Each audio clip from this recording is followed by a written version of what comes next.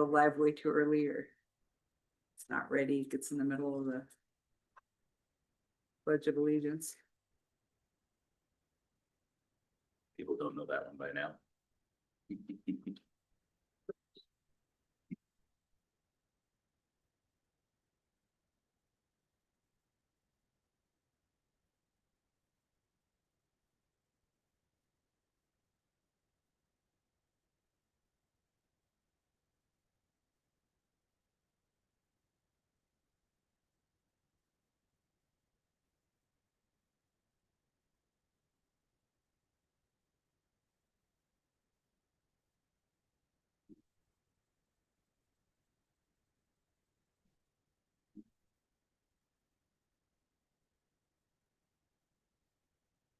All right, it's 7 o'clock. Please stand and join me for the Pledge of Allegiance.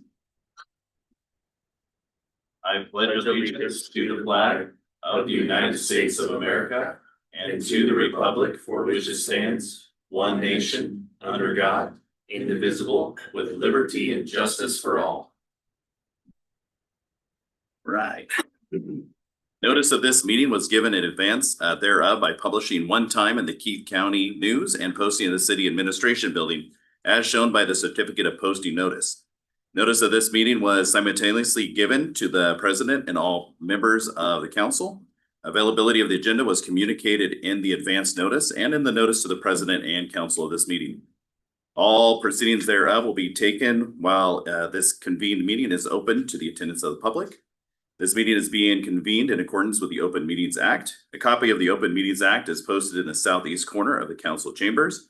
Any person wishing to address the council may do so by standing. When you are recognized, please go to the podium. Please sign the sign-in sheet located on the podium. State your name, the organization, interest, or person you represent before beginning to speak. Thank you, and roll call. Block, absent. Dupierre. Here. Kraske, absent. Laughlin. Here. Weddington. Here. Let's see, can I get a motion for excuse of Councilman Kraske, please? Make a motion to excuse Councilman Kraske. Well, second. Okay, I have a first by Councilman Dupierre and a second by Councilman Weddington. There's no further discussion. Please vote.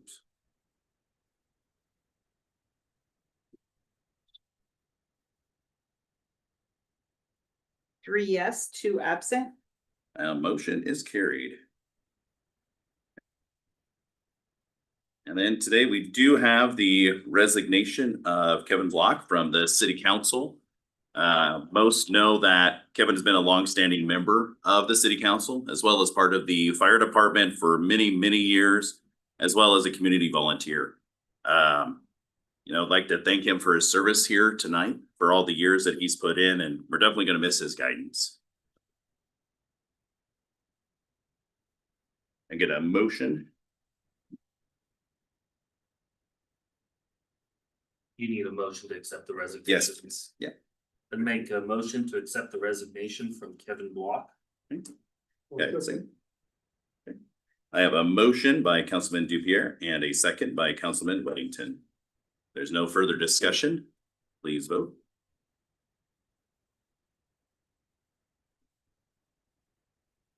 Three yes, two absent. Motion is carried. All right, on the consent agenda tonight, we have the claims. Also, the resignation from the Ogallala Volunteer Fire Department of JD Cartwright. Also like to say thank you for over 18 years on that fire department. So that's pretty spectacular. A lot of years in there. So thank you, JD, on that one. I don't think he could be here tonight because he's out on call. So also we have on streets, West and East 2nd Street improvement projects, the change order number 1. Reduction in cost. Correct. I always like to see that. That's right. I'd move to approve the consent agenda. Well, second. I have a first by Councilman Dupierre and a second by Councilman Weddington to approve the consent agenda. If there's no further discussion, please vote. Three yes, one absent. Motion carried. All right, under public hearing, there is no public hearing tonight.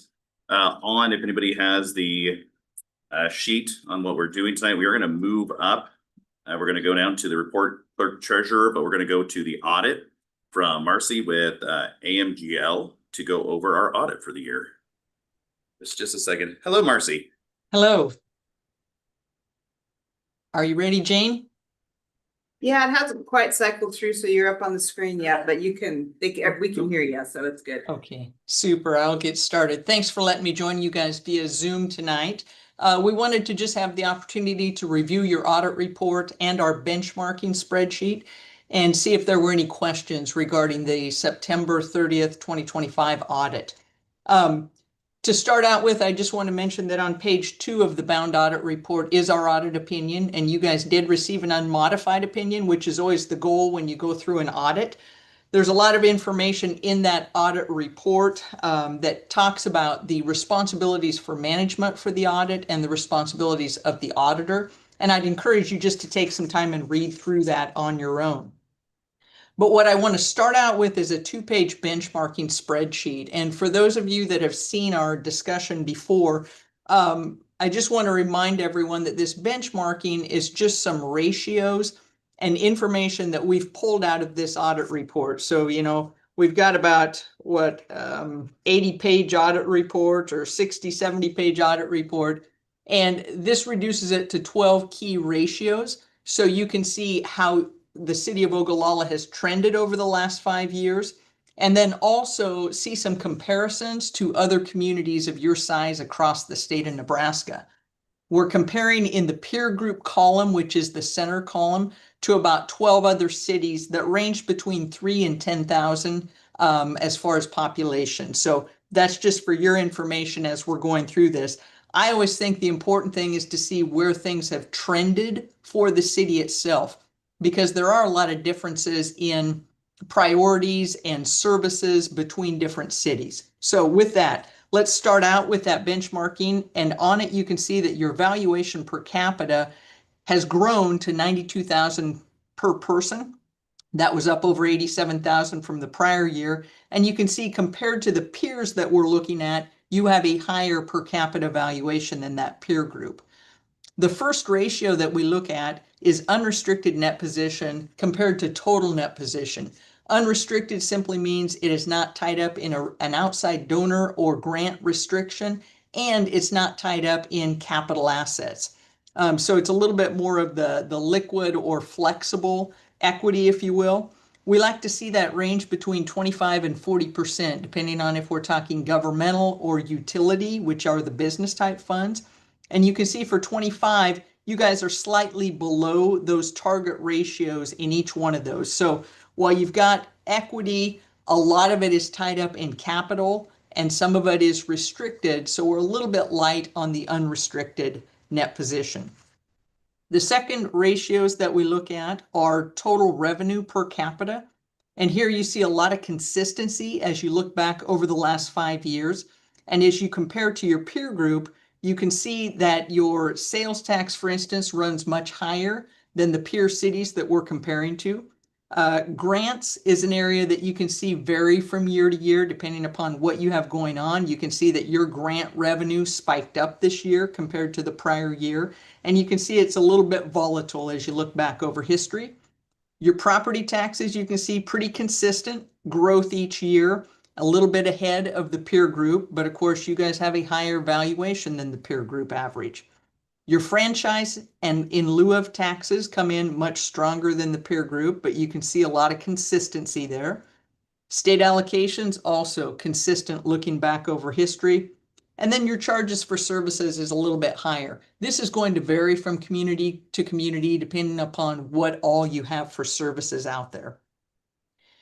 Under item number 3, we're looking at state allocations. Here we look at highway allocation as well as municipal equalization. You can see a lot of consistency across the 5 years for the city. And you can also see that you run ahead on highway allocation and lower than the peer group average on municipal equalization. Under item number 4, we're looking at costs. And one thing I should mention, there are page numbers listed here that will get you to the page in the financial statement where that information is coming from. We do have a slight error on number 4. It should say 64, page 64 rather than 63. That's where the general fund expenditures are all shown. And here, if you look back over history, again, you can see a lot of consistency. The ambulance looks a little odd because it jumps up. Now that reflects the outside contract services. You have revenue charges for services offsetting that, but that's why the ambulance has spiked up and compares much higher than some of those peer group comparisons.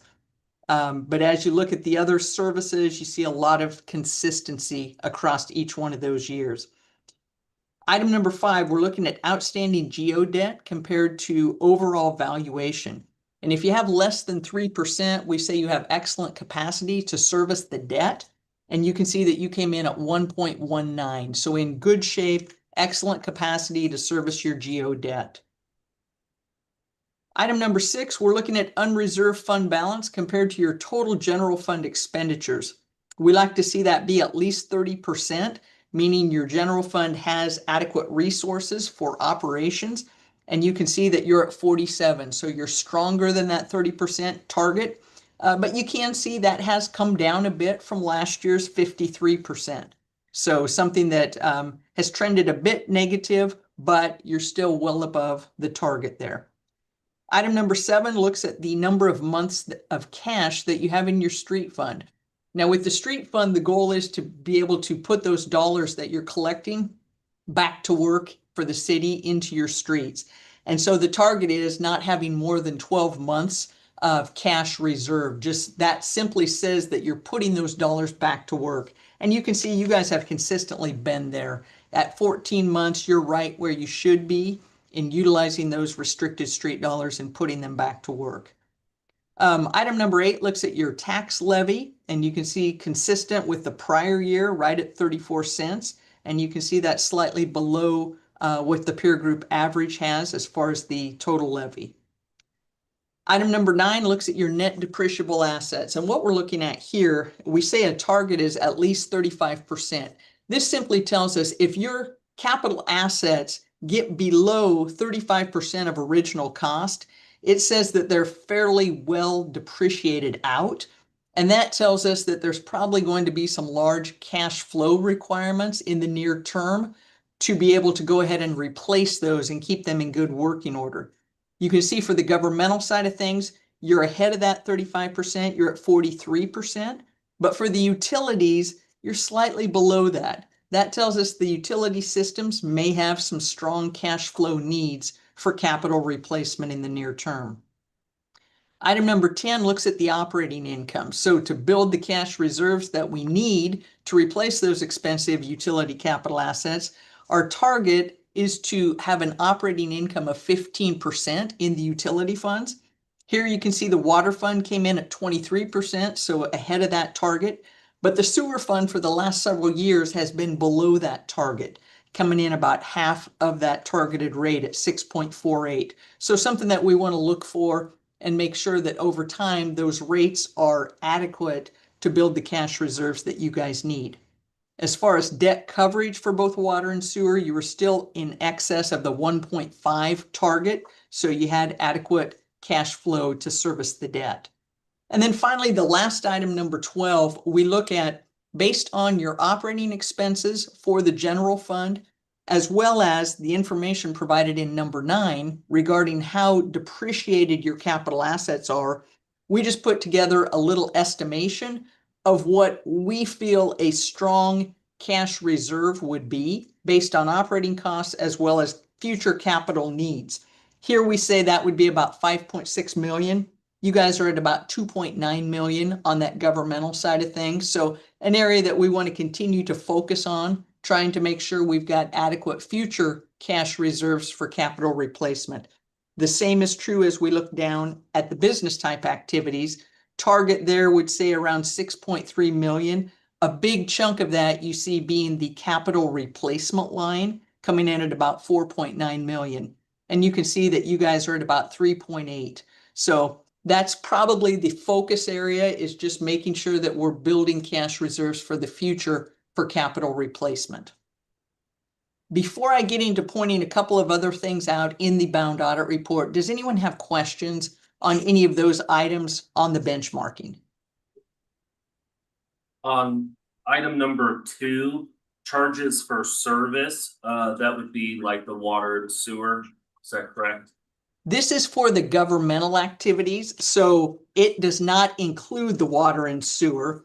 And if you look back on page 64 of the bound audit report, you'll be able to see that ambulance is a large chunk of that. There are some large ambulance charges included in that. There's rental and fees. There's hangar rent for the airport, for instance. Everything basically under licenses, permits, rental and fees, admissions and concessions are going to be included in those charges for services. So you can Perfect. see what consists, for what that clarifying. makes up. Yeah.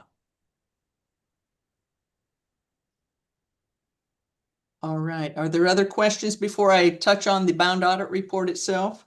Nope, I'll save mine for the end. Daryl, do you have, Councilman Buddington? Go ahead. Nope, I think we're ready. Okay, super. I'm just going to jump through a couple of things. On page 8 of the bound audit report, this is the management discussion and analysis. It's one of the few areas where you actually get comparative information in these financial statements compared to the prior year. And I just wanted to point out in section 8, we see that assets, you can see the current assets were up while capital assets were down compared to last year. Your liabilities or your debt was down, and your net position or equity was up. And so I think with the debt going down, the equity going up, that reflects some solid trends there. Item number 9, or excuse me, page number 9 shows comparative information. And again, this is for the governmental activities. So excluding the utilities, this we can see the total program expenses, a little over 9 million compares to 8.6 million last year. The biggest area of increase was in the economic development expenditures this year. That's where we saw the larger increase for the city. The utilities comparison is shown on page 10. So you can see expenses came in about 180,000 higher than the prior year, but you also see revenue increased about 250,000 over the prior year. Capital asset investments are shown at the bottom of page 11, or the major capital investment. You can see those bullet points there with the larger items that were purchased by the city across both the governmental and the utility side of things for the year. And then as you flip to page 12, you see the capital assets net of depreciation. You can see the governmental total at 18.9 million was down from the 19.6 the prior year. So that's telling us depreciation outpaced your investment in capital. Also for the business type, we saw about $100,000 decrease. So again, depreciation outpaced the investment this year. The debt is shown at the bottom of page 12. You can see a total of 10.1 million outstanding debt across both the governmental and business type. That debt decreased about 1.1 million, or a little over 10% this year, as scheduled principal payments were made. On page 14, we get into the main body of the financial statement. Again, it breaks it down between that governmental and business type. And then the component unit column is your CRA. And so the CRA is presented their information in here as well. They issue a separate audit report, but they're part of the city as far as the component unit status. So they're included in your audit report. On page 15, we see the governmental view where we look at expenses, first of all, by function. Any direct revenue sources, charges for services, operating grants, and capital grants are shown. And it brings you over on the right-hand side to costs after those direct revenue sources. And you can see for the governmental side of things, there's about 6.6 million of costs that do not have direct revenue paying for it. And that, as you drop to the bottom of the page, is what your property taxes, your sales tax, the franchise fees, and the state allocation pay for. Page 16 gets into your fund statements. Your general fund is shown in the first column. You had about 4.5 million of cash at the end of the year. That represents about 9 months of operating expenses. But although you have 4.5 million, if you look down under the fund balance section, we see that some of it is not spendable because it's cemetery perpetual care. There's some restricted for library. There's some committed for community betterment in your Fund 47. So it's always important to look at, are there restrictions? Are there strings tied to some of those resources? The other governmental funds shown the last second to the right column are the four smaller non-major funds. They're reported back on page 62 if you're interested in what makes that up. Page 18 shows your revenues and expenses for your governmental funds. You can see that general fund, third line from the bottom. Revenues outpaced expenses this year by about 202,000. So we saw that increase in fund balance for that. And then on page 21, we see the revenues and expenses for your utility funds. And here, if you look at the center of the page, you see that operating income loss category. That's where we're targeting 15% of the operating revenue. And remember, for water, we were there. For sewer, we were under that target. We were at about 6.5. From here, I'm going to jump you back to page 38. Skipping a lot of the accounting policies, but I want to point out a few key bits of information in here. On page 38, the cash is shown across the city as a whole, as well as the CRA, and that totaled about 11.6 million at the end of the year. Of that, if you drop down to item number 2 on that page, there was about 2.6 million of governmental dollars that are restricted for some purpose, and about 500,000 on the utilities. Your TIF projects are shown on pages 39 and 40. There are a little over 40 TIF projects, and they had estimated future receivables of about 4.7 million, estimated future payables of about 2.9 million. The capital assets, as I mentioned earlier, shown on page 41 for your governmental, show that your investment, if you look at that additions column, the investment in new assets minus depreciation comes out to be a negative number. So depreciation outpaced our new purchases this year. And jump ahead 2 pages to page 43 for the utility funds. Same thing is true, but a lesser decrease. Depreciation outpaced by about 76,000.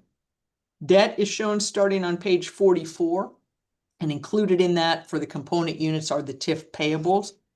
And then to see the cash flow requirements on that debt, flip forward to page 51, and there you can see the principal and interest that's going to be required to be paid over each of the next 5 years, and then in 5-year increments thereafter. So you can see what kind of cash flow will be required there. A couple of other things on page 54, there were some contractual commitments at the end of the year, and this under item number D3 details out those remaining commitments and projects when they were expected to be completed. There were also, starting on page 55, listed some LB 840 commitments. So you can read what those items are, what those commitments are. And then, yeah, that pretty well covers the footnotes that I wanted to cover. There's budget versus actual. You guys were in compliance with everything there. On page 62 and 63, those 4 smaller non-major funds are detailed out there, so you can see what makes up that other column in the governmental. And then page 64 I referenced earlier, but just some good information, some detail on what makes up the general fund, the various departments, and the revenues and expenses for each one of those. The final 2 pages, you guys as a governmental entity, we always have the internal control and compliance report included.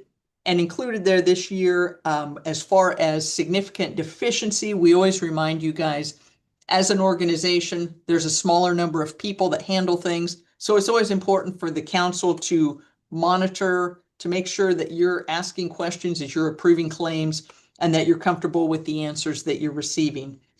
There was one small compliance item in that the bank balances at September 30th were about 83,000 above their assigned pledged securities. And so I know Jane was in contact while we were there for the audit, making sure that they were getting additional collateral assigned, so you guys were fully covered. And then we issued a letter of comments. In that letter, we detail out the audit adjustments. The second page of that letter, under the heading corrected and uncorrected misstatements, notes that there was one audit adjustment which impacted the governmental funds, and that increased the fund balance by 8,200. And then 13 adjustments increased the net position of the utility funds by 469,000.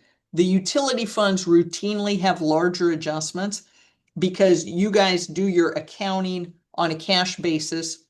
And then when we come in to do the audit, the capital assets are reclassified to assets, depreciation's recorded, debt payments are reclassified to pay down the liability. So we just move it over to a more of the accrual basis as part of the year-end adjustments. Those larger items are listed out there.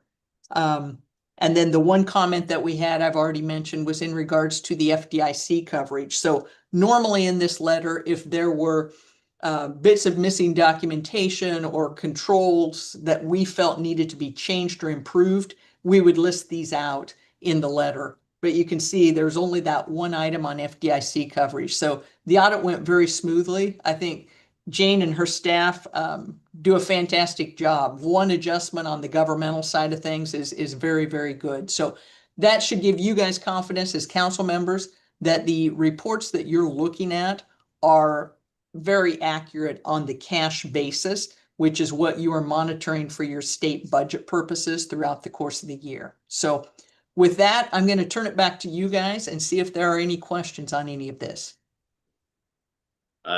Thank you on this, Marcy. I do have a question, more about trends you're seeing in other communities.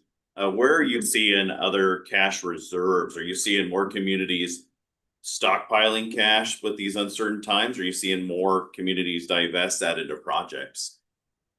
Yeah, there's been a lot of projects going on simply because it seems like with the communities we're working with across the state, there are a lot of water and sewer compliance issues, plant problems, things like that, that take some very high dollars to remedy.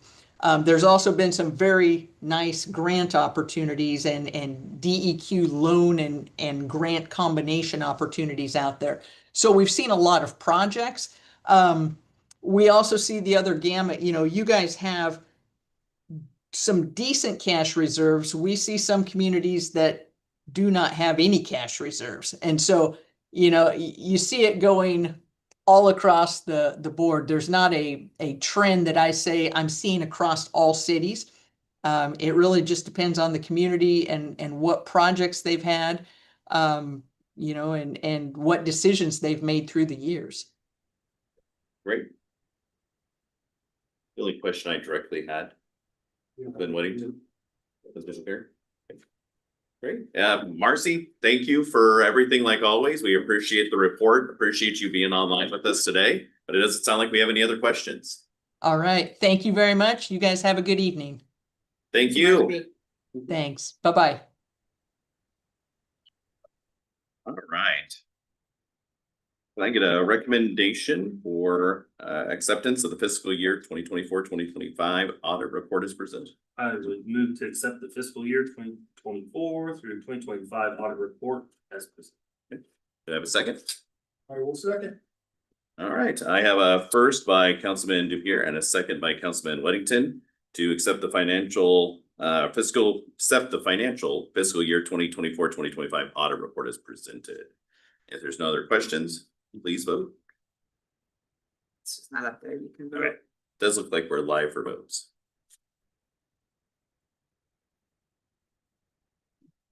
Daryl, I don't have a vote from you yet. There we go.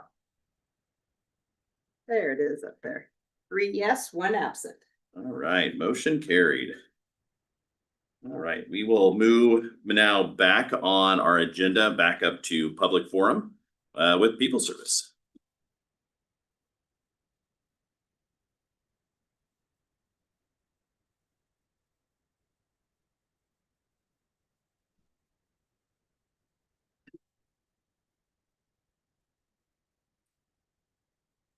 Good evening, Council. Mike Adair, People Service. All of you have received a report. Any questions on the report before I dive into a couple of things? I guess I noticed we had to do some chlorine treatment after. So I guess basically my question was, do we notify the public when we do additional chlorine after repairs. Well, I'm not quite sure what you're referring to. If it was like a water main, a repair, we disinfect everything there with chlorine, and then it just blends in. There is no reason to notify anybody because that residual is just so small, but we have to disinfect the inside of the pipes and all the equipment that touches that water. If that's what you're referring to. That was what I wanted. But when we chlorinate, we do notify. Yes, well, on the regular on the maintenance yeah. chlorination, yes, that's all notified and it's done certain times of the year. So hospitals notified, all that's notified. A couple things I'll touch on in the report real quick is obviously we're still having major problems with the SCADA system. It failed a couple times again. Which obviously we just go and reboot it and reprogram it and do all that and it worked, but there is always a problem for us. On the wastewater side, a little bit of success on some of the repairs. We had the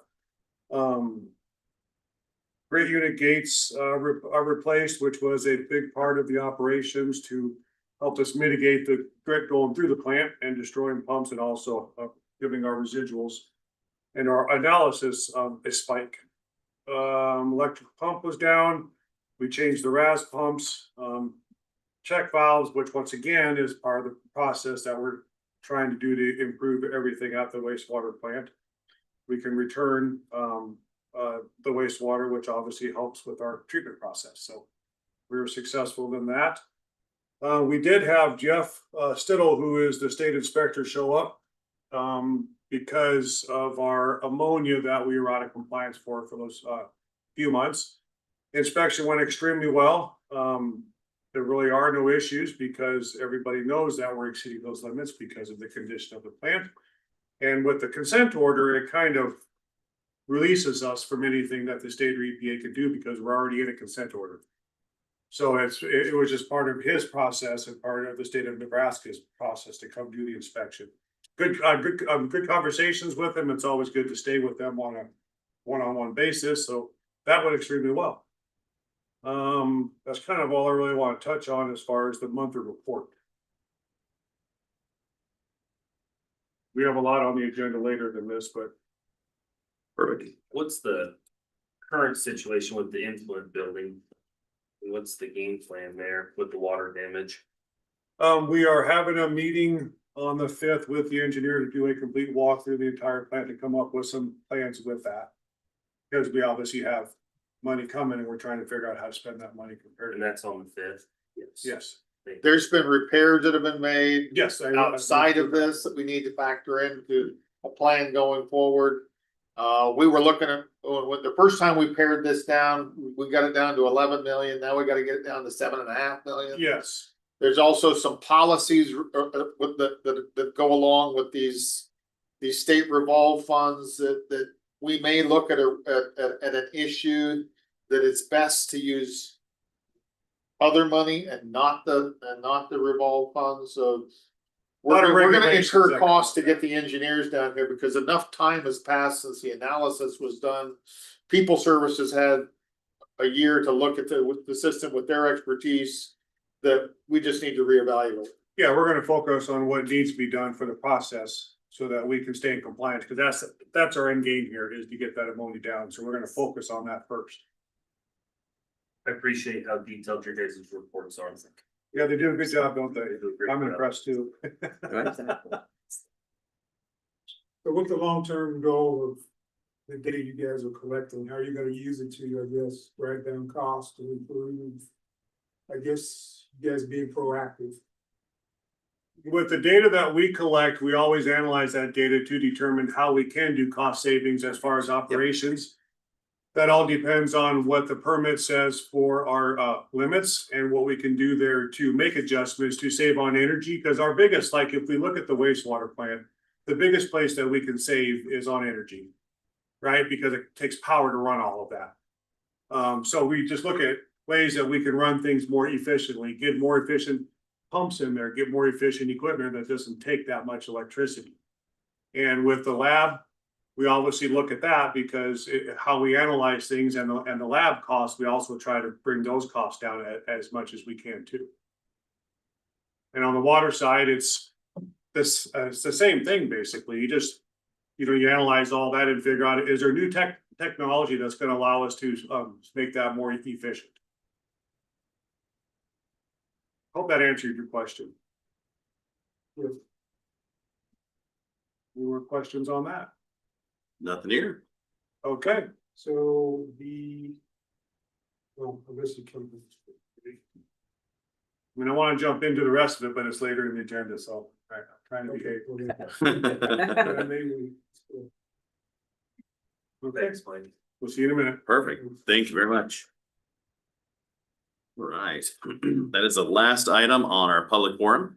At this time, we'll open the floor to anybody in the public that'd like to speak about anything that has not been on the agenda yet. So, is there anybody that would like to speak? All right. Back to the report of the city clerk treasurer. Looks like we have the minutes of the regular meeting held January 13th, 2026. I move to approve the minutes of the regular meeting held January 13th, 2026. Okay, I have a first by Councilman Dupierre and a second by Councilman Weddington for the approval of the meeting minutes held January 13th, 2026. There's no other comments. Please vote.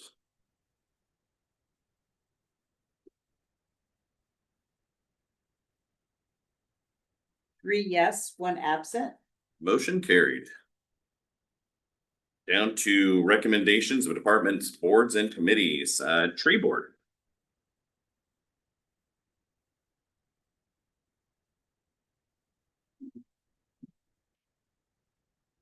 Good evening. Welcome back, Drew. I'm Drew Crabb of Ogallala, sit on the tree board. Here to give a quarterly update of the happenings with the board. There's not a lot, as you can imagine, when you get into this season of the year. We're not out there doing a whole lot of tree planting, so we did close out our IRA grant. I want to thank Jane and Kevin and those that helped with that. Brandon Scott was a big help. That was our tree removal and replacement grant. So expended all those funds, got our reimbursements in, closed out the grant. 13 trees. So yeah, so 16 trees. 16 trees. So 16 problem trees were removed and replaced, and that seemed to garner a lot of public interest, which then led us to apply and receive an additional grant in the approximate amount of $51,000. Some of those funds are also set aside for tree removal, and we've kicked that off. Again, appreciate Jane and the city, Kevin, that have helped promote that. You may have seen that on the city website. It's been in there's a Tri-Trails newsletter that goes in I'll be going out with the water bill this month. it'll be So coming out going this month. We'll be coming next out week. this, yeah. And so it sounds like, and Jane, if you don't mind, you've had the applications in your office. People have been calling and picking them up. It's my understanding. Since the newspaper article, we have had a lot of people calling. I think we've only have 3 back completed, 3 or 4, but we've had, I bet 10 to 15 calls and pickup of the application. Okay. So Or a lot that's of great. interest Uh, for 2 days worth. Great. So we may have a lot of applications to sift through. So we've got a panel of 3 within the tree board that's going to review those applications. That will be a scoring process. So everything will be scored on different attributes of the, of the problem tree to make it a fair process for removal. So as soon as that, believe the last day is March 2nd. Yes. It'll be a Monday. I think it's 4 o'clock, March 2nd. At that point, we'll pick up the applications, start going through the scoring process. We'd like to put those out to bid, those selected trees, as quickly as possible and start the process. Now, just so everyone understands, this is a 3-year grant. So it's not like we have to just get everything pushed through, 1 year or anything like that.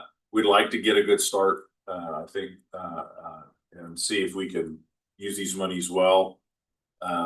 Feel like we're in a rhythm. We may be applying for a second round, to tell you the truth. Whether that's tree removal, tree planting, tree pruning, we don't know yet. We're kind of throwing those ideas around. But part of this grant, it's called the Urban Forestry Grant, will also go towards tree plantings. If you've seen up at the hospital, there's, or do you remember how many trees? Was it 10? 10. We planted 10 trees there in October. There'll be another 12 or so that will be planted there through this program in the spring. And there'll be other tree planting initiatives we'll utilize this grant for. So I think it's approximately 36,000 of the money is tagged. Might be $34,000 tagged for tree removal and replacement, and the rest will go towards tree planting. Great. So that would be the primary work. We have lost 2 tree board members, so we're in a recruitment phase right now. Would thank Bart Kolste and Nikki Brockman for their time on the tree board, for contributions. They'll be missed, so we'll be recruiting a couple people for replacements. So if anyone from the public is interested in serving on the tree board, we would love to talk with you. I will say that is a board that works. You're carrying buckets of water and digging trees. That's right. Yeah, It is an action. It's more than advisory. that's right. Yeah, but we have a lot of fun doing it, and so, and when the work gets to be too much, we figure out how to get it done with help. So we encourage people to get out there when it's nice out to water their trees. So if gets up to 40 degrees, grab a bucket, especially if it's a young tree, and wet the soil around it. We haven't had a lot of moisture this winter, and if you have a newer tree and aren't supplementing it, that's gonna increase the probability that it doesn't come back. So try to do that when you can. We encourage people to look at major holidays. Maybe that's a good, maybe that strikes something in your mind to do it around Thanksgiving, Christmas, Valentine's Day, St. Patrick's Day, those sorts of times. So don't do it when it's 10 degrees or 10 below. Okay. I think that pretty much hits on our primary work during the off season. So I'm happy to ask any or answer any questions you might ask. I think there probably the uptick in interest with tree removals probably came with our high winds there for 2 days. I think people are very aware when they're watching 60-mile-an-hour winds blow that old dead tree around. Right. I think people are getting a little antsy and nervous when they see that stuff. So we'll want to help whoever we can on that. Again, you can get that application online, or you can also stop by the city clerk's office and pick those up. Also on Facebook. And that on Facebook. Great. and it's great to see those applications, even if we can't service all of them, it gives us something additional when we look at more grants to say, here's the need that we really have, and here's what people asking. So exactly, if it's a good measure for demand, then we get an opportunity to do it again, we'll do it a third time. Mr. President, I will note that recently, with cooperation of the tree board, we are pursuing nuisance trees. We've had about a half a dozen trees that we've pursued from a nuisance standpoint, that we've had some success in getting those removed. And then back on this grant program, it's only owner occupied houses that qualify, and we're looking to keep those tree removal costs so that we can spread that $37,000 out on tree removals of less than $3,000. great. All right, any other questions for Drew?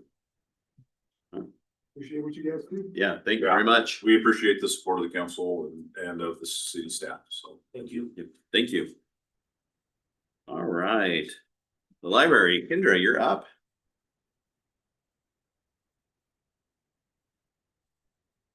Hello, everyone.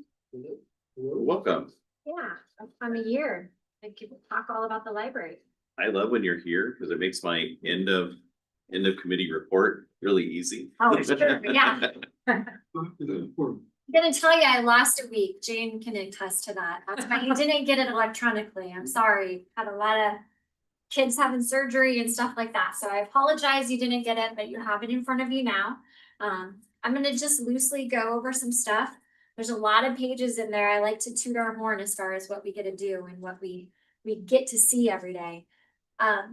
One thing to report this year that's pretty exciting, and we've had an uptick compared to last year as far as patron people walking through the door and circulation.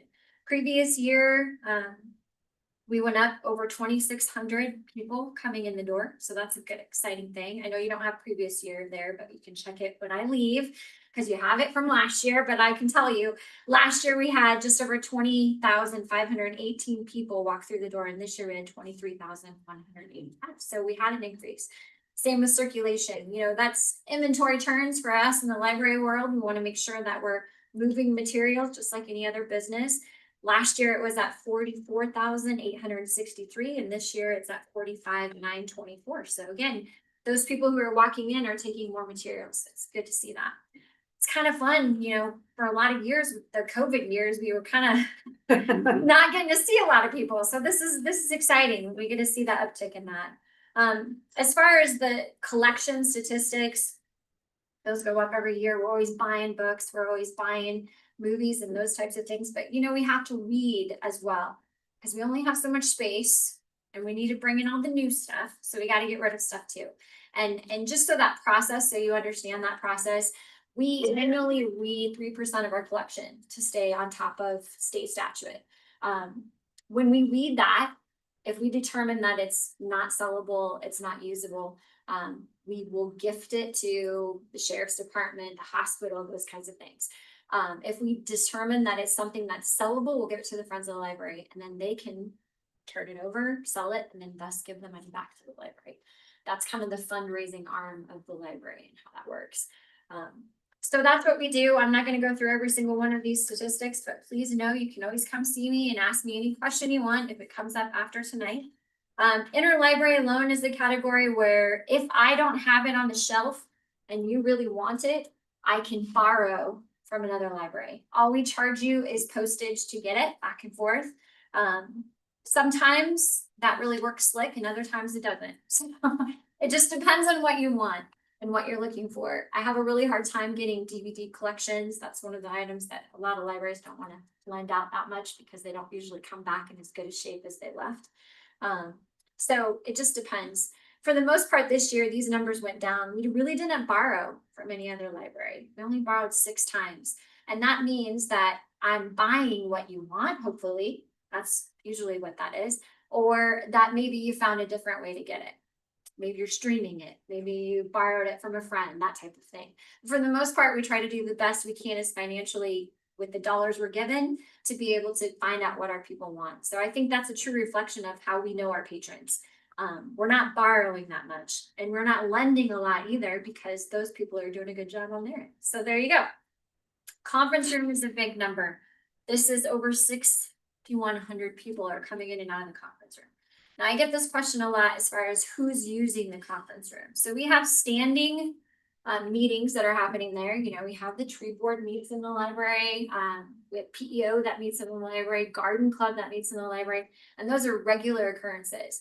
Banner Health uses the library every single week on Thursday for their different classes that they use. So those are the numbers that are reported. These are not library programs. These are actual meetings of other groups coming in and using the facility.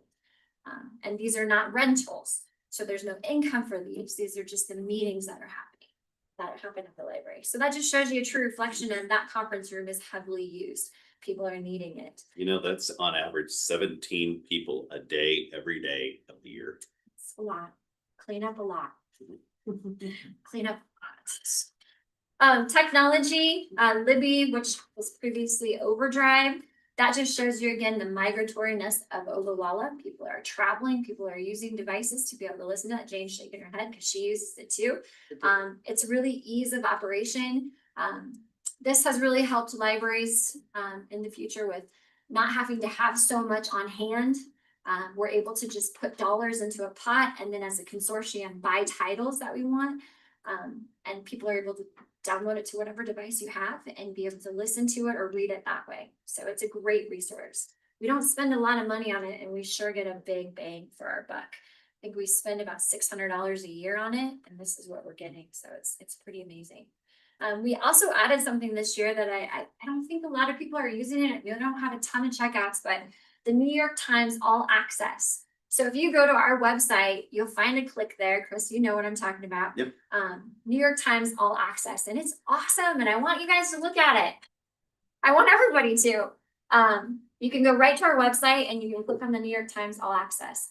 I paid a pittance to have it because we're in a pilot program. So I spend less than $200 a year for you to get the New York Times every day if you want it, and it's tailored to your needs. So what you do is kind of take a survey as to what you want to see, whether that's, popular news or if it's recipes or celebrity, whatever it is, Sudoku, it'll come directly to your device every single day. It's a really great thing. So try it. I'm giving you homework. Try it. Craft classes. Programming tends to be the biggest thing that we have at the library. That really brings people in. People are always looking for ways to get outside of their homes and do stuff. And we found that craft classes are the biggest thing. There's one actually going on right now tonight. We're able to really sustain those and do those through donations throughout our community. And that's Friends of the Library dollars, that's the foundation dollars, that's just generous donors that are giving money for those types of programs. Kind of touch on the VR check in just a little bit, but we completely funded that from people just giving money throughout the year. The Friends of the Library, we write a grant every year to Region 2. They are so wonderful and give us $3,000 for programming needs every year. I can't tell you off the top of my head how long we've been doing that, but I think it's well over 10 years. And that's been a godsend for us for programming. The Friends of the Library donated over $6,000 to help us do the summer reading program this year, which was great. And then we did another $2,000 on top of that to bring in the virtual reality truck. So that was pretty amazing. If you just kind of break it down, I broke it down through adult services, and then we also did youth services as well. Youth is kind of the one that gets the most bang, I'll tell you that. We do a lot for summer reading programs. And they are all costly. Every single one of these 11 programs is costly to put on and to get presenters and to get all of the materials that we need. So 11 programs over a 6-week period is a lot of running around and a lot of doing. But we get huge accolades for the things that we do for the youth in this community. The virtual reality truck was a really big deal. At the end of your packet, there's a couple pictures in there and it really talks about what we did. It's a semi that came in and it had the entire base of the semi full of virtual reality pods and people could game. And what we did with that $2,000 was pay for each person to go for 6 minutes. And then once that 6 minutes was up, then they went to the back of the line or they left depending on what they wanted to do. And they could come back in and do more gaming on that. And it was really fun. It was something that a lot of people had never done before. So it was pretty fun. The theme of the summer reading program this year was Color Our World. So it really lent itself to a lot of good stuff. We even had reptiles in the library in that conference room. We actually brought in a small alligator. Kids got to see that. We brought in a bald eagle. People got to see that. It did poop on the floor, I will say that. We had to clean that up. But other than that, these are things that kids never saw before. So, and even the eagle poop was a big success. Everybody wanted to see that. Call people service, I'll clean it up. Yeah, we clean it up, I'll tell you what. There's a lot of things that we do at the library. I would say the number one best thing that I have at the library is my staff. But then again, the biggest heartache that I have is my staff. I think anybody will say that about any business or organization. We lost Barb Brandt retired this year. You guys were here when she had her retirement. That was pretty amazing. After 35 years of service with the city, it was kind of a sad day for most of us. I've been at the library for almost 20 years and she was here the entire time that I was there. So that's kind of one of the last standing members of before me.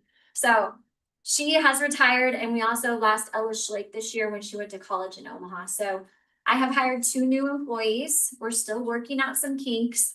I think people have a general assumption of the library as that, you know, all we do is read all day. I wish that were the case. I really wish that I could just read all day. That's not how it works. We deal with a lot of different things, tech help and questions and problems. And, you know, then there's all the social issues of the world that we live in. And so we do a lot of things. And sometimes you got to find the right niche of person to be able to handle all those things. So it's kind of an interesting thing.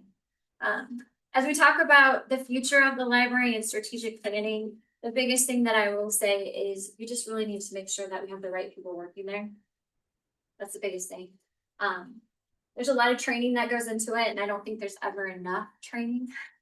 But you're dealing with a lot of social issues that sometimes people are not geared for. It's not always right there at the forefront what you're thinking. And so some of that stuff, you know, we work very closely with law enforcement. We work very closely with DHHS. We have a lot of visits and reunifications that happen at the library. Sometimes those don't go as smooth as other times. We work very closely with those agencies, and I think sometimes people are kind of taken back by that, but that's where it happens. So we're happy to do it. I love my job, so I hope that protrudes in this conversation. But I guess I'm not going to go through every single thing in here, but you can tell me what questions you have. A couple things, the last 2 pages. I just wanted to make sure I listed this in here for you. These are donations that we get in the public. These are prizes that we get for various summer reading programs, adult craft classes, you know, library bingo, all those types of things. People like to get freebies. I don't know if you know that, but people like to come in and have a bingo card and they got a Dairy Queen free Blizzard for coming into the library. They get a free pizza, you know, things like that. So these are a way for you to see how much our community invests in us, and just simple things like coupons, over $1,600 worth of coupons. And those were given out to, you know, people who have library cards, and they just absolutely love them. So there's good times. So whatever questions you have for me, hopefully I can answer them. I think I just was gonna point out something again. I just was running the numbers. Just based on your references alone, based on 3 full-time staff members, I mean, Barb, if you take the days you're open, that's almost 150 requests for references a day. That's a lot of work. It does It's a get lot. very, very numbing. But it does mean it's like there's people that are definitely curious about, you know, who was born when, the history of this and that. And it takes a very special person.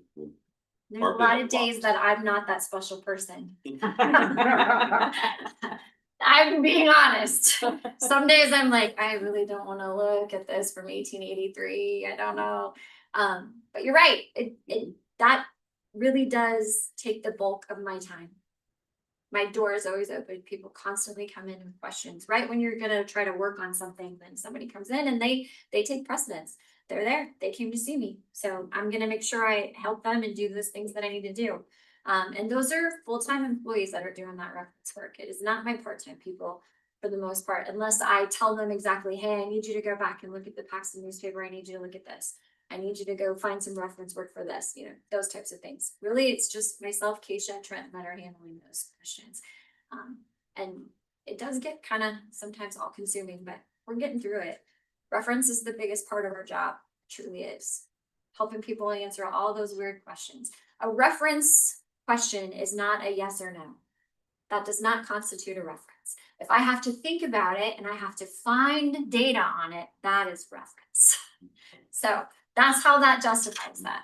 You know, if you want to ask me about authors or books or series or any of those types of things, that's reference work. It's not, does the city have water? Yes, that's not reference question. Okay. We wouldn't write that down. It's a good report. Appreciate the time that you put into it. Absolutely. Thank you for letting me do it. I appreciate it. Thank you, Kendra.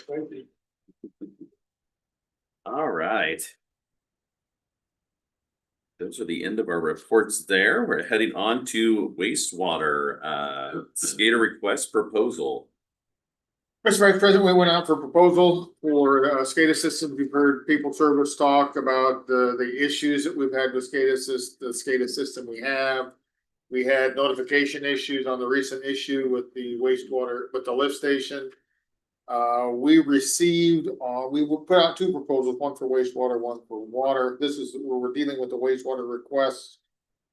We received 5 proposals. Those proposals were scored. We looked at the top 3. We had some conversations back and forth with those top 3 proposals. We have come to the conclusion that HOA services was the top respondent, so we're recommending that we approve the Hydro Optimization Automated Solutions as a qualified consultant for wastewater treatments. And Mike or Jeremy might better address what a SCADA does and why it's important and why we have issues.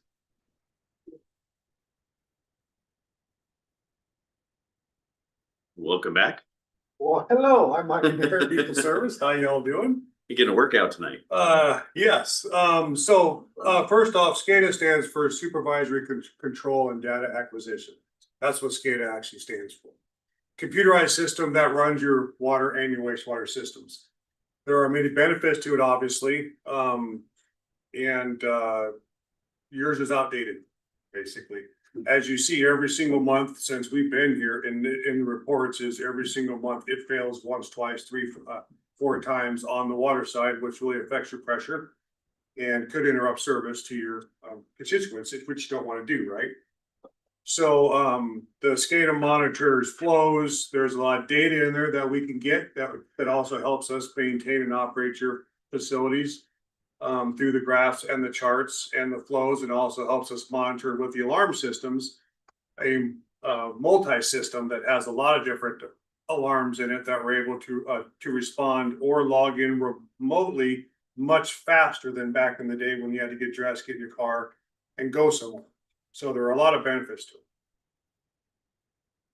One of the issues that we had when the SCADA system was last replaced is we bought a system that was almost obsolete when we bought it. So the conversations that we have been having with those that are proposing it, I want to make sure we're not making the same mistake as we did the last time we upgraded SCADAs, where we bought it and then a year later we should have bought. We bought something that was already on its way out. A lot of times when people bid SCADAs, they will bid the cheapest products that they can get, which are the most outdated products that they can get. Obviously, we went a step above that and we are getting what is today's top technology.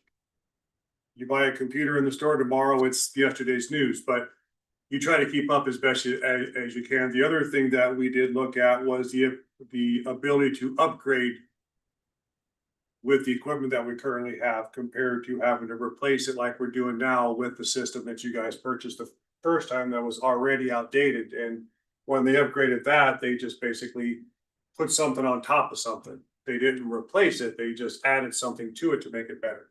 And then you have more communication through a computer, you have more problems with that than you would if you just had one unit. Kind of like getting a router for your router. You know? So yes, so in this particular time, we did take the time to make sure that we were getting the most current technology that is available today. Being a part of the process for the last year, I agree. Every month, there seems to be just major issues with it. It's not working, and it's my understanding, correct me if I'm wrong, the lift station issue, we physically checked that on Friday, and then it failed some point between Friday and Sunday evening, and the SCADA system failed and never alerted us. Otherwise, we could have caught that issue before it Correct. It backed up. Correct. Yes. The same thing would have happened, but we'd have been able to respond faster. Yes. Right. Yep. And the other issue to note, and this is the conversation we have that I have had with HOA, is the ability, the response time. It's been noted by staff, even prior to People Service, a concern over response time. I've had a conversation with HOA that we have higher expectations than what I have been told. And the other thing to note is we want the ability to be able to do some of the programmatic work that without getting locked out. Yes, yes. What he's referring to is like if we want to change set points or we want to change personnel in there for the auto dialers and stuff like that. A lot of these companies will lock all that down to where they charge you to do that. To set up remote access. That kind of stuff, right? And we're asking to be open to that so we don't have to do that charge and we don't have to wait for them. As Jeremy's extremely experienced in the skater world and a lot of them that we do have, we're able to manage that on our own and it's much more efficient. Plus it's a lot cheaper, right? The one thing that we are doing also is we're marrying the two water and wastewater. Currently, the two SCADA systems are separate.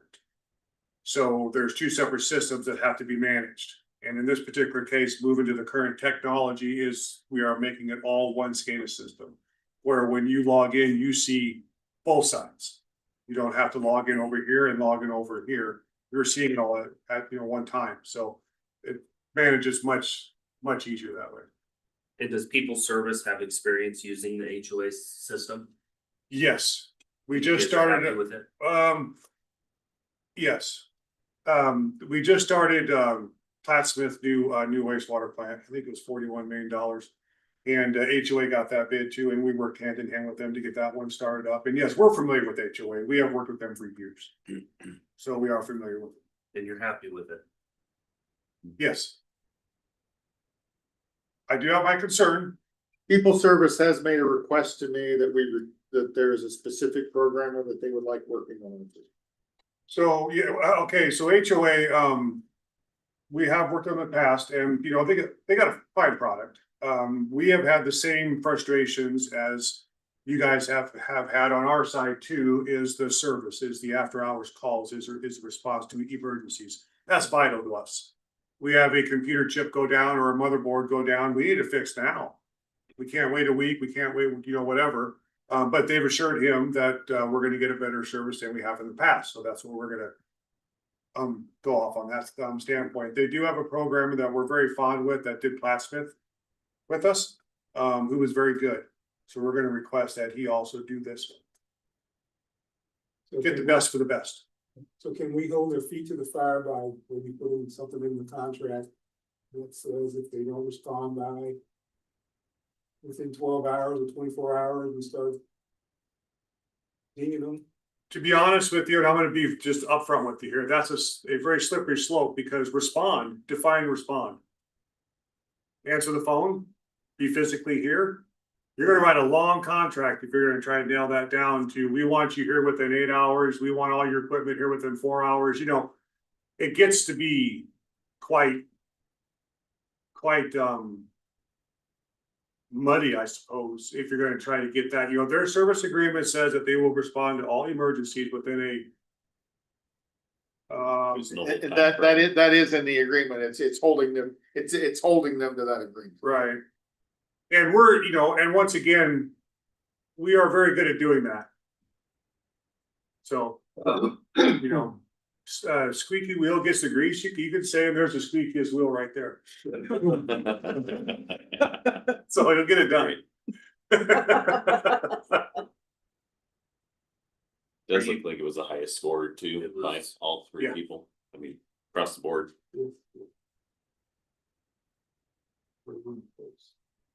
And once again, you're doing two separate bids, but they will be united on the program side.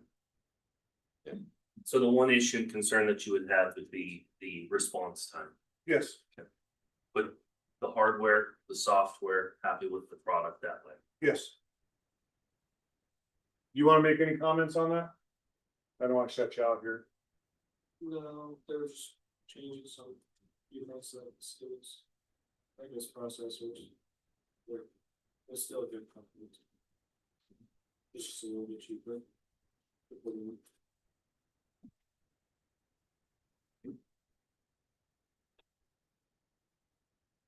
Which we're not done evaluating that too, and we can easily say no, put in the Bradleys. I mean, we haven't done that yet. Yeah. That was a question asked that we still have to work through. Any other questions? Just trying to see.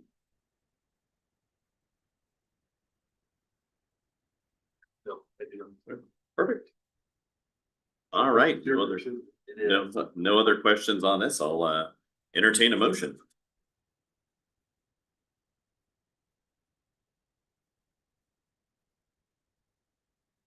I move to approve the hydro optimization and automated solutions as qualified consultant for the wastewater SCADA system improvements. And authorize the council president to sign the agreement. Second, With first and a second on the approval of a hydro optimization and automation solutions as qualified consultants for the wastewater SCADA system improvements. If no other questions, comments, concerns, please vote.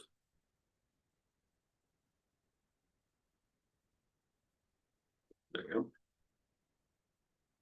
3 yes, 1 absent. Motion carried. All right, we'll trickle right into the water SCADA request for approval. Mr. President, this is, it's the same deal, we only had 4 respondents, I don't know why. One of the respondents only replied to one of the requests, but, as Mr. Adair mentioned, we are looking to make sure that these integrate, so. And the bid was in line, with what was budgeted, and we're recommending that HOA be awarded this agreement also. I assume most of the additional costs on the water SCADAs because you've got all the well houses, the Much more towers, the complex. tanks. Much more communication, much more complex. Wastewater plants all in one.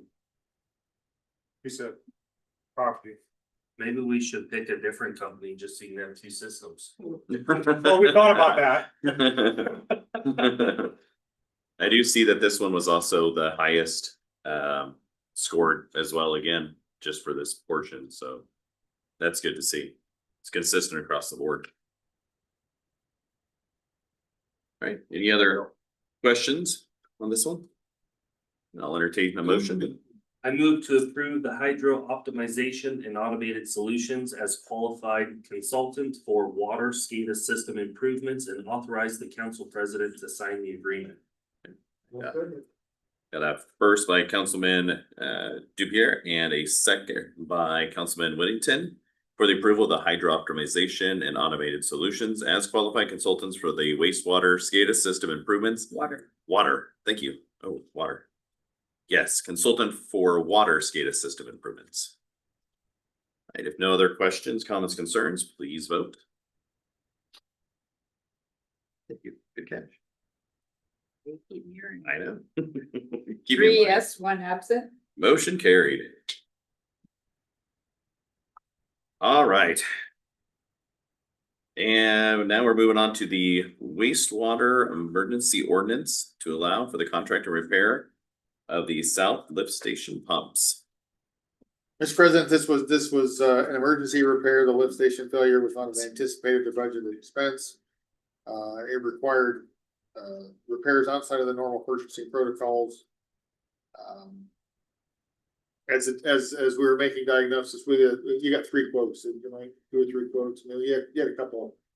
You inquired to a couple of places. Yes. Yeah, we inquired several places. Electric pump was our best option. Their quote was 127,000. They came in at 102, I think. 106. 106. About 20,000 less than what they actually quoted. Their response time was good. They were in the hole. They were out here. They were in the hole. We had no property damage as a result of the lift station failure. And there will be some other minor expenses yet to come in addition to the electric pump, but we haven't got those. We haven't got those bills yet. I can't say enough about the staff during this time. They called Jeremy and Jason, another one of my employees were in their car headed up here right away. And I mean, they got here 11 o'clock at night. They all worked all night to analyze this and get with the electric pump. As soon as the pumps got to electric pump, their trucks were running, waiting. They came right out here. It went as smooth as it possibly could, even with the bypass. communicated with the state during the bypass, got all the notifications out. Very proud of them, of what they did here, because they worked as a team and they took care of it in the shortest possible amount of time. And I think echoing that, we at the last meeting had also mirrored those comments, you know, thankful for your team. You know, we didn't have any business damage. It could have been way worse. But yes, It's been a really bad situation that we were able to mitigate with the help of, you know, the team here and your guys' team, you know, from out of town. So we really appreciate that. one of those proud daddy moments, I call them. I was very, Okay.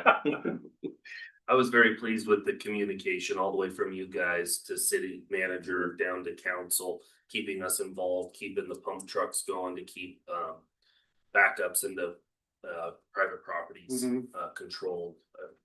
For an emergency situation, it was handled as well as it could be. I agree. So Textbook, really. great job to you guys. Thank you.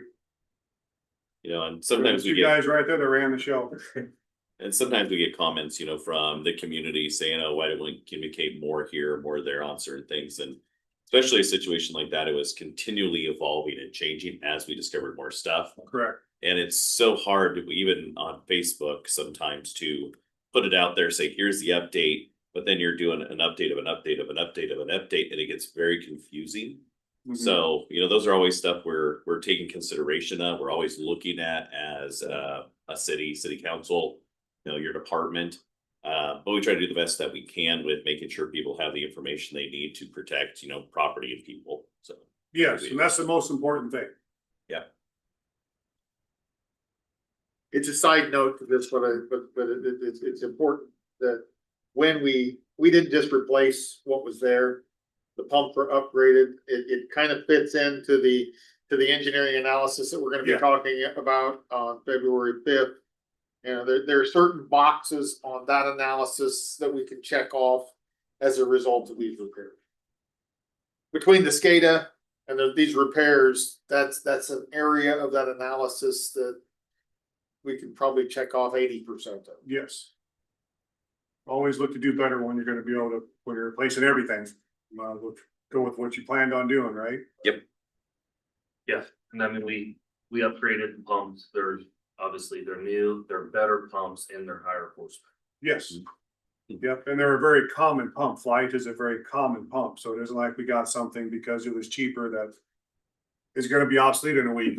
You know, flights are gonna be here they've been here for a long time and they're gonna be here for a long time. You know, anytime we're not out there digging in the river, digging in sugar sand, I'm happy. So, Right. I know you guys are as well. So, Yes, yes. any other comments or questions? No? I'll entertain a motion. I would introduce ordinance 1448 and move to suspend the rules so that the ordinance may be read by title and move for passage at this meeting. All right, I have an ordinance declaring an emergency regarding the condition of the south lift station pumps located near Stagecoach Trail of the city of Ogallala, Nebraska. I have a first by Councilman Dupier and a second by Councilman Weddington for this ordinance. Suspend the rules. Oh, this is to suspend the rules. I'm sorry, I jumped ahead. You're gonna have to read it again. I'm gonna have to read I it didn't double. interrupt you. No, you're good. It's practice. I was reading so There you well go. tonight. So we're ready for So we are ready. If no other questions or comments, please vote. I'm an overachiever. 3 yes, 1 absent. All right. Motion to suspend the rules for ordinance 1448 so that the ordinance can be read by title. Motion carried. All right, now back to the sheet. An ordinance declaring an emergency regarding the condition of the south lift station pumps located near Stagecoach Trail of the city of Ogallala, Nebraska. Do what? It isn't. An ordinance declaring emergency? So an emergency ordinance? Yes, so emergency ordinance, an ordinance declaring an emergency. Is an ordinance declaring an emergency. Regard, Yes. yes. Did you not say emergency? I heard it backwards. Oh. Emergency ordinance, yeah, just. Declaring an emergency. So Okay, should it be an emergency ordinance then? Just want to make sure I have it right, because on here I have an ordinance declaring an emergency. Yeah, that's, Is that, if you would read it by title, that's what it needs to be. This is not the title. yes, I was just reading it off. He read it off. Yeah, was that good? Yeah, Yep. yeah. Jane caught that one early, so we got that good. Okay, so I think we are good there. I'm open for, I would move to adopt ordinance 1448. we have a first by Councilman Dupierre. Do I have a second? One second. I have a second by Councilman Weddington. If there's no comments, questions, concerns, please vote.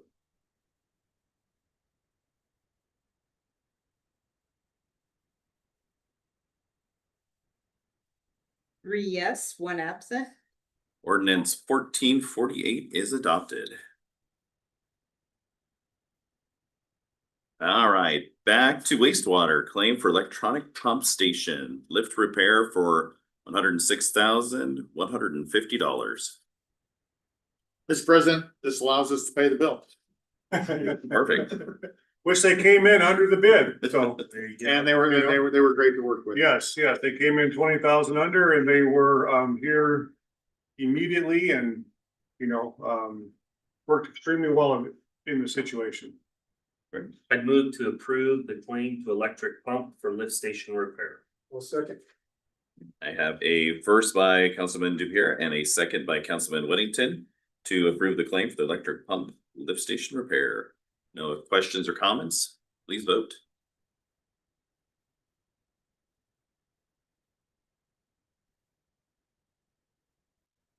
Three yes, one absent. Motion carried. Phew. Are we done with you? I think so. All right. Thank you all very much. Thank you very much for your time tonight. Have a good evening. Thank you guys as well. All right, next on the list is zoning and planning, vacating a portion of a 40-foot dedicated roadway. Mr. President, this is part of a setting up for a replat that is later on the agenda that we cannot take action on until this ordinance it goes into effect, but basically we're vacating a 40-foot roadway that separates tracts of land and doesn't allow the tracts of land to be joined as one parcel. It does not eliminate access once the plat is in effect. The planning commission voted unanimously with one abstention because of a conflict of interest to move forward with this ordinance to vacate. I don't know why we would need to read it 3 times, Counselor. I mean, No, and if you do that, then you're gonna be waiting longer to approve the follow-up stuff.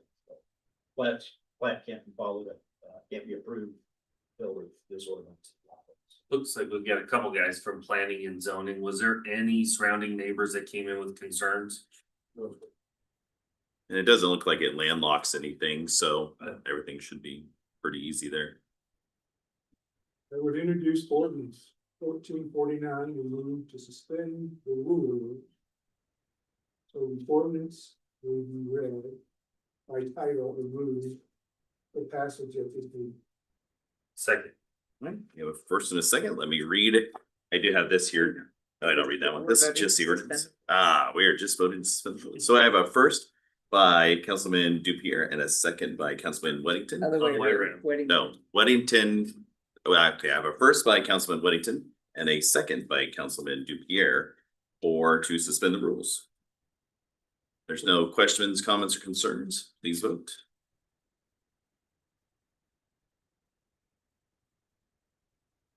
Three yes, one absent. Motion carried.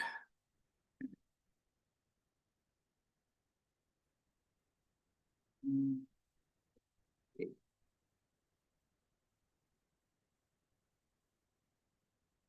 I missing a portion here? So I have, let's see, I think I have this now. Everybody bears with me. We have an ordinance, 1449, an ordinance vacating a portion of the 40-foot dedicated roadway located in Barons? Is that Barons subdivision located in the northwest quarter of the northeast quarter of section 1, township 13 north, range 39 west of the 6 p.m. Keith County, Nebraska, being more particularly described as follows. Commencing at the north quarter of section 1, township 13 north, range 39 west of the 6 p.m. Keith County, Nebraska, then south 88 degrees 54 feet 14 inches east on the That's minutes. Seconds. oh I'm sorry, thank you, minutes and seconds. 88 degrees 54 minutes 14 seconds east on the north line of the northeast quarter of said section, 413.51 feet to the northeast corner of track 19 in Barron's subdivision, also being the point of beginning, then south 88 degrees 54 minutes 14 seconds east, 40 feet to the northwest corner of track 18 of said subdivision, thence south 1 degree 19 minutes 38 seconds west on the west line of said track 18, 749.24 feet, thence north 88 degrees 51 minutes 6 seconds west, 39.99 feet to the southeast corner of track 26 of said subdivision, thence north 1 degree 19 minutes 30 seconds east of the 375.14 feet to the southeast corner of the track 22 of said subdivision, thence north 1 degree 19 minutes 38 seconds east, 374.06 feet to the point of beginning, containing 0.69 acres more or less. Woo. You wanna read it one more time? Yeah, For 0.69 acres. I know. Mouthful. Yes. I move to adopt ordinance 1449. We have a motion to approve ordinance 1449. First by Councilman Dupierre and a second by Councilman Weddington. No other questions, comments, concerns? Please vote. Before I have to read it again.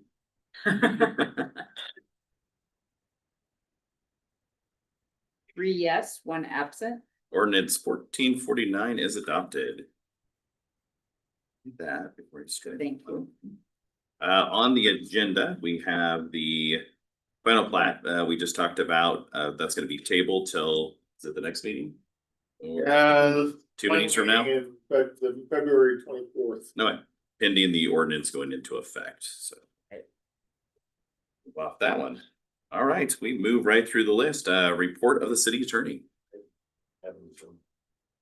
and report of city manager. We are a certified local government with the Nebraska Historical Society. The personnel from the Nebraska Historical Society were in Ogallala today. We toured the Ogallala Middle School with them. They gave some pointers to the developer.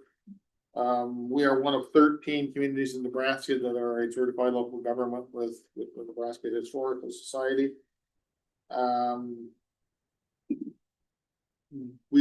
I have had conversations with 3 potential respondents for the fixed base operator. I've had 1 inquiry from outside of the area.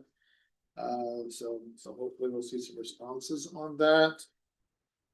And a reminder for councilmen who might desire, the League of Municipalities Midwinter Conference is coming up in a couple weeks, 3 weeks. On that operators list, and none of them were Delta or United, were they? They were. Okay.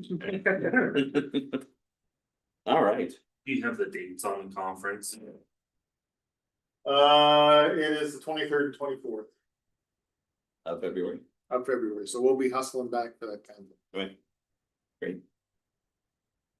Good report. Report of the council members. Steve is out, Councilman Kraske.